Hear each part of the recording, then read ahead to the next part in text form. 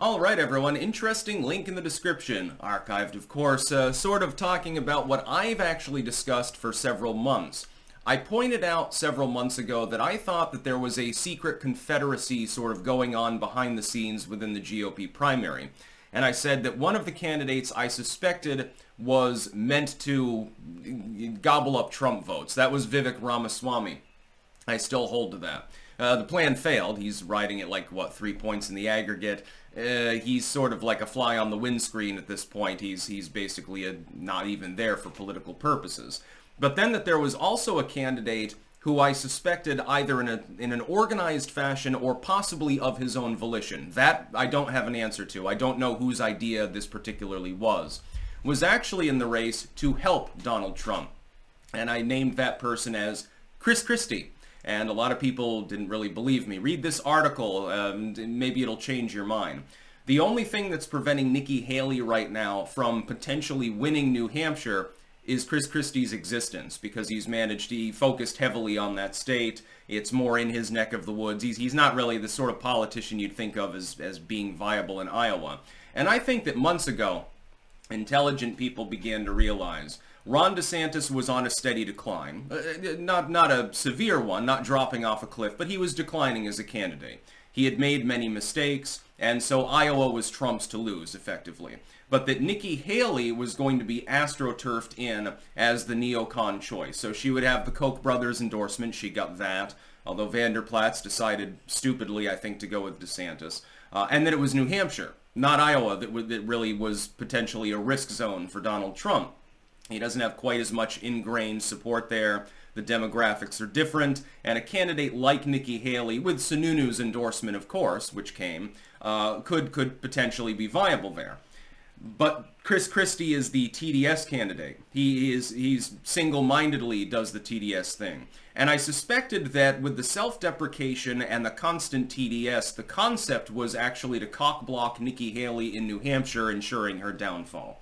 Indeed, according to this article, and I agree with it generally speaking, that does appear to be the case. Nikki Haley can't get a breakthrough shot because there's somebody else who's gobbled up like the hardline TDS voters there, as well as some of the neocon voters as well, thus dooming her to lose by double digits. I suspect that in the end, Nikki Haley will lose in New Hampshire. I think that Trump will take the state, although it will admittedly not be by the most massive of margins.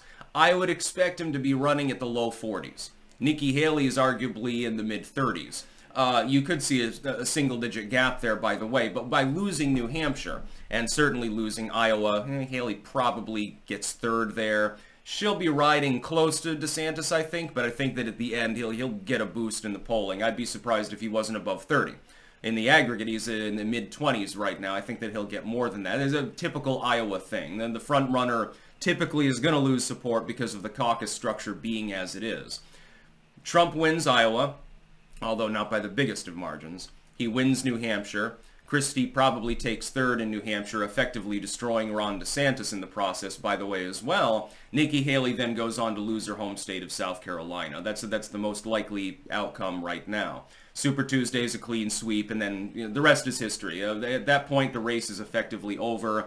I'm certainly going to be there on Super Tuesday night broadcasting as well, by the way. That's going to be fun. I'll probably go for 4 or 5 fucking hours. I suspect that either Chrischristie, behind the scenes, it's sort of like an Omarosa deal. Back in 2016, I said, well, Omarosa seems so single-mindedly fixated on making dumb statements about how much Donald Trump pisses her off that it's almost like possibly for attention-seeking purposes and possibly because of some secret behind the deals, behind the scenes bargaining, is actually helping him by default. Whether that's incidental or on purpose, of course, again, remains to be seen. Christie's existence right now is a help to Donald Trump because he's so vociferous with regards to his hate for Donald Trump. He's a terrible boss. He governed poorly. He's going to rob the soul of our nation. He's getting more and more hyperbolic.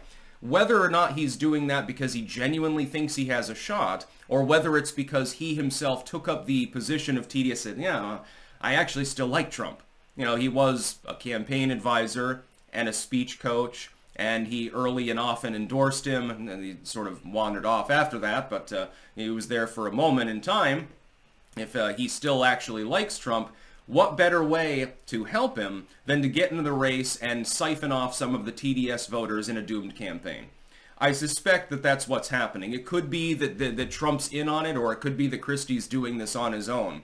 But I've long considered him to actually be a secret Trump ally, and Ramaswamy to be a secret Trump hater. When Ramaswamy comes out and he very carefully never does criticize Trump, and is the first and foremost and most loud-voiced adherer to the concept of protecting him from legal persecution and so forth, I thought it was a bit too on the nose.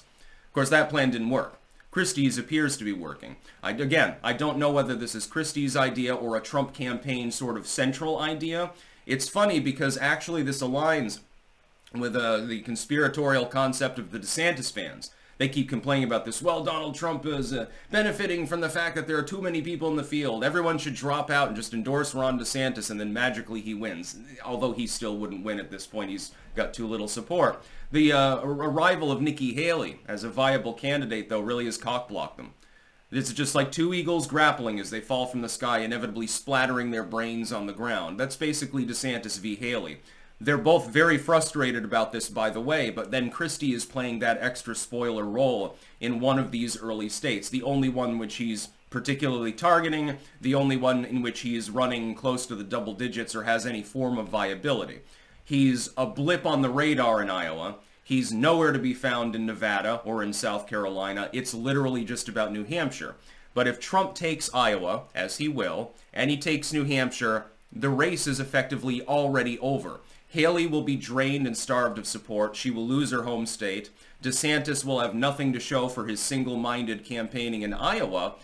Probably is dumb enough to go on to Super Tuesday and get smacked in his own home state by 30 or 40 fucking points. Chrischristie will be laughing all the way to the bank, though. And people will, necessarily, they'll blame him, by the way, for the New Hampshire loss of the Haley campaign, and he'll find it hilarious. Oh, free attention. It's quite clear, based on his self-deprecating comments about bigness, and so he uses terms like big or fat all the time. What do you think the dude's doing? He's doing it on purpose. It could be just for attention's sake. That's possible. It could also be that there is a plan literally in the works behind the scenes to fuck with Nikki Haley, which I welcome and I support. I think that that's a great idea. By the way, to the DeSantis conspiratorial fans, while you're kind of technically sort of right, if the field were to clear, it'd be Nikki Haley, not Ron DeSantis, who would be the one potentially challenging for nomination. It wouldn't be DeSantis at this point. He's riding too far behind in too many states. He's single-mindedly fixated on Iowa. Trump's running at 52 in Iowa right now. Nobody else comes close. The writing is effectively on the wall. If you hate Trump that much, ironically enough, you should abandon Ron DeSantis and start supporting neocon cocksucker Nikki Haley with her warmongering. I wouldn't put it past some of them to do that.